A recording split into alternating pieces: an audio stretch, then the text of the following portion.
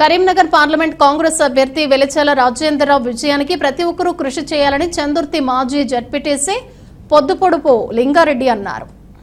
శనివారం మండల కేంద్రంలో ఆయన మాట్లాడుతూ రాష్ట్రంలో సీఎం రేవంత్ రెడ్డి చేపడుతున్న సంక్షేమ పథకాలను చూసి కాంగ్రెస్ పార్టీ ఎంపీ అభ్యర్థిని గెలిపించాలన్నారు. రేవంత్ రెడ్డి అధికార పగ్గాలు చేపట్టాక అనేక సంక్షేమ పథకాలు చేపట్టాడని గుర్తు చేశారు.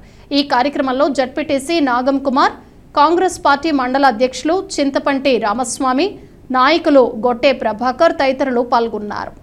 మహిళా తల్లులు రైతాంగం అంతా కూడా మరి ఆలోచన చేసి కాంగ్రెస్ పార్టీ చేతిగుర్తుపై ఓటేస్తే ఏదైతే రాష్ట్ర ప్రభుత్వం హామీలు ఇచ్చినటువంటి హామీలన్నీ కూడా నెరవేర్చే కార్యక్రమంలో భాగంగా ముందుకుపోతున్న ప్రభుత్వానికి ఆశీర్వాదం అందించాలని చెప్పి కోరుతూ, పార్లమెంట్ సభ్యులు గెలిస్తే కూడా రాష్ట్ర ప్రభుత్వానికి సపోర్టుగా ఉంటూ, వారు గెలిస్తే కూడా రాహుల్ గాంధీ గారు దేశ ప్రధాని అయితే ఈ దేశాన్ని మొదటి నుంచి కూడా సుభిక్షంగా కాపాడినటువంటి కాంగ్రెస్ పార్టీకి మనం మద్దతు ఇచ్చిన వాళ్ళు అవుతాం.